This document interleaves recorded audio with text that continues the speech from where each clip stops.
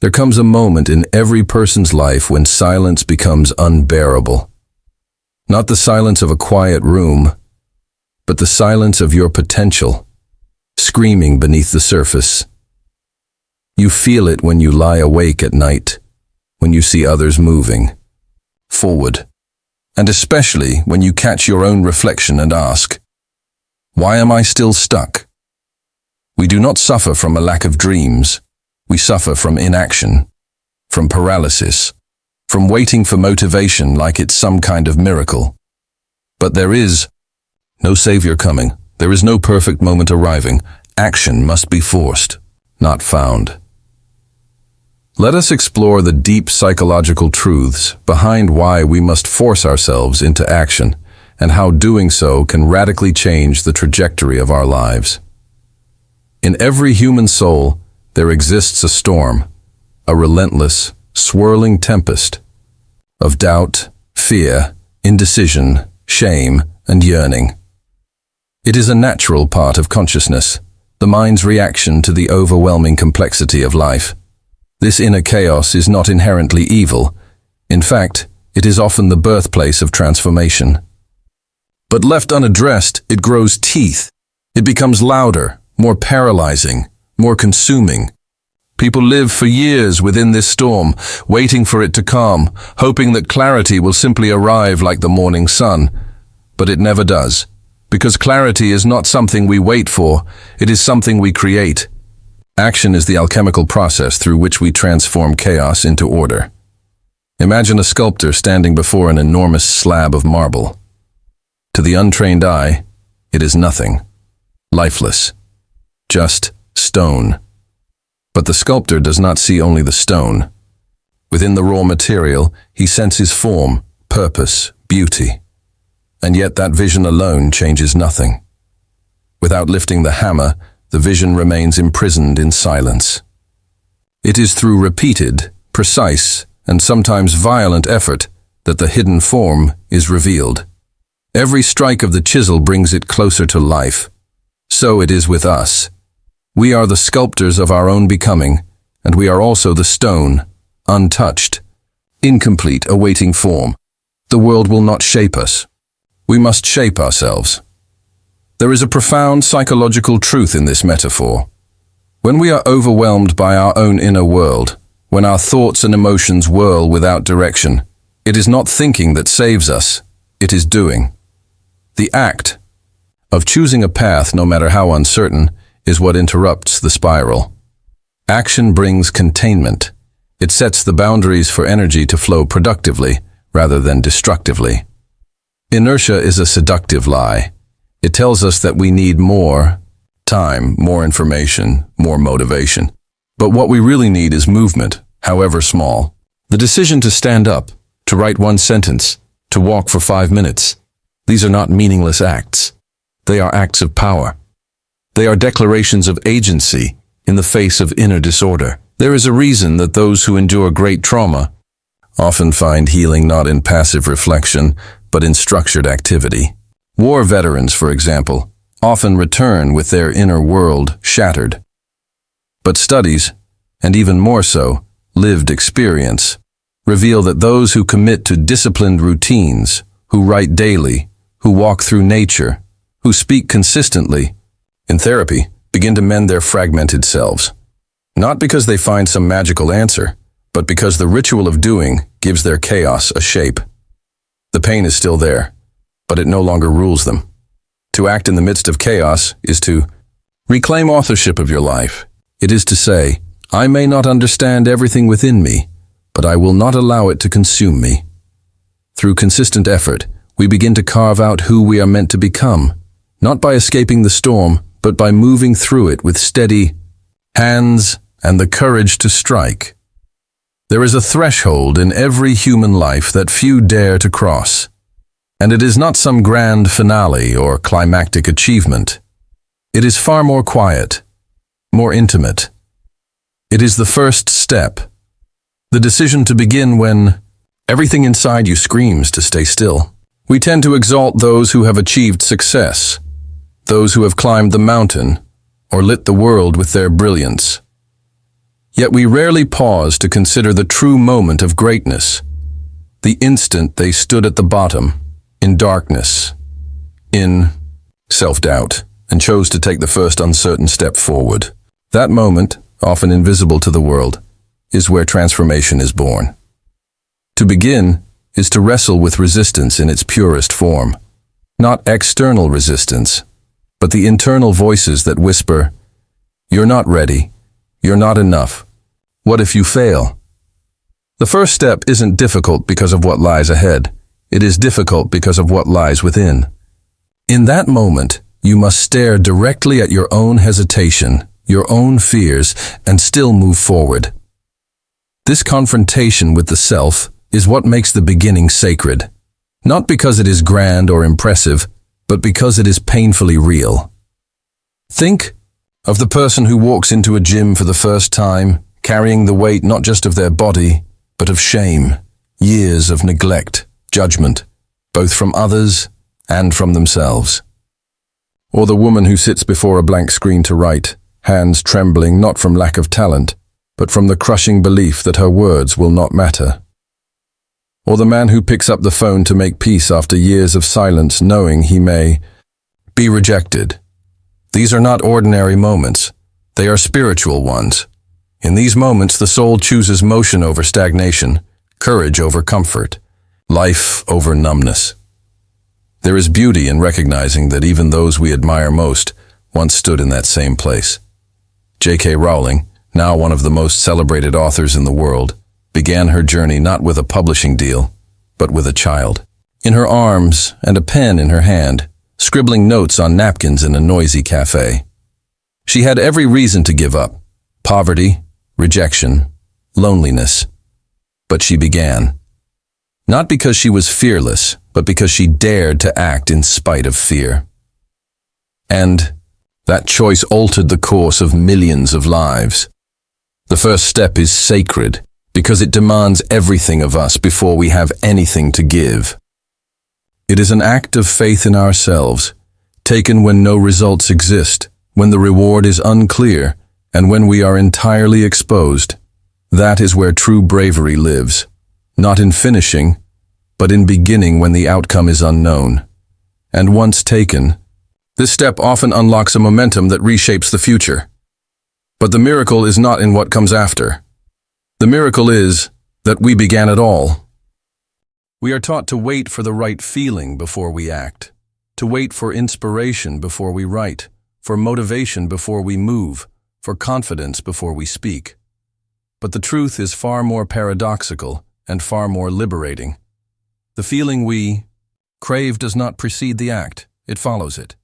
Emotion is not the fuel for motion, it is its shadow. It arrives only when we dare to move first, even while still burdened by heaviness, by apathy, by fear. This truth strikes against much of what we are taught about ourselves. We like to believe we are driven by passion, that we must feel something deeply in order to commit to it. But waiting for emotion is the mind's most seductive trap, a silent paralysis dressed in the language of self-care. What if instead we moved without feeling? What if we chose action as an offering, not to our current mood, but to the person we are becoming? There is a quiet wisdom in understanding that our internal state is not fixed, that it shifts in response to our decisions. Even the smallest acts of movement carry the power to shift our perception. A walk outside, washing the dishes, writing one paragraph, calling a friend. These are not just tasks. They are messages to the self, whispers that say, "You are still here. You are capable. You are not a prisoner of how you feel." Those who have wrestled with depression know the cruel irony of waiting for motivation. The mind, flooded with despair or emptiness, convinces the body to remain still. And yet, stillness deepens the sense of helplessness. The cycle feeds itself. This is why behavioral therapy encourages something deceptively simple. Do something. Anything.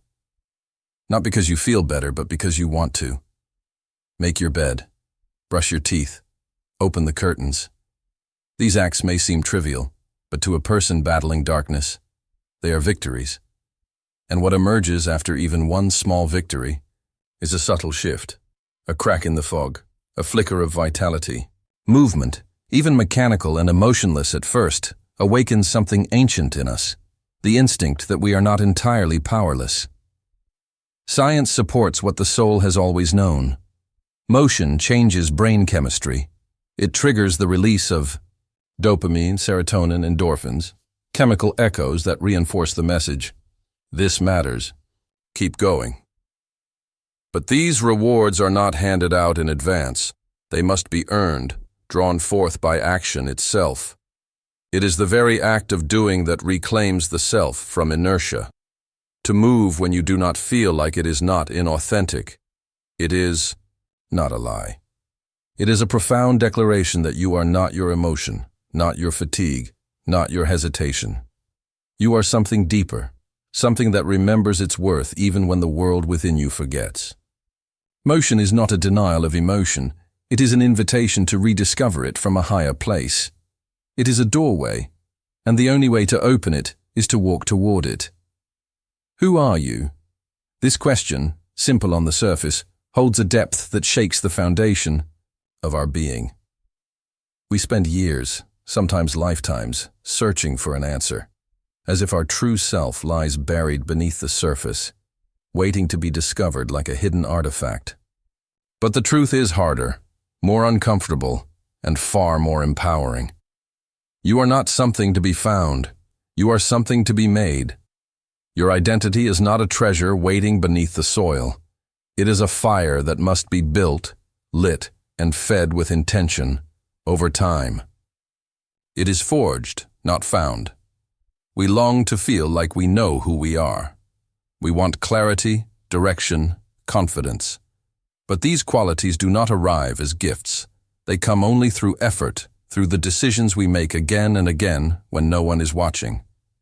The version of yourself you admire, the one with discipline, with strength, with purpose, is not hiding in some distant future, waiting for you to stumble upon it. That version is built by your hands, shaped by your habits, carved out of your choices. Identity does not descend from the heavens.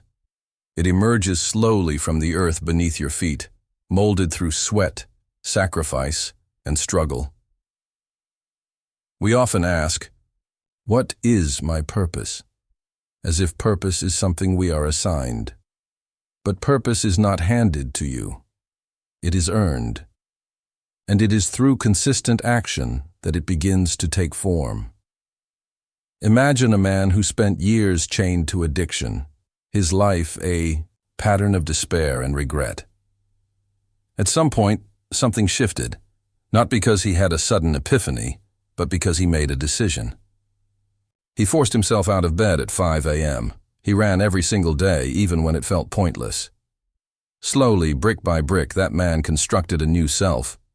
He became a person others turned to for guidance, not because someone told him who he was, but because he proved it to himself through repeated effort. There is pain in the forging. Becoming who you are meant to be means letting go of who you once were. It means discipline when it would be easier to drift. It means silence when you want applause, persistence when you want comfort. But in that discomfort, something sacred begins to happen.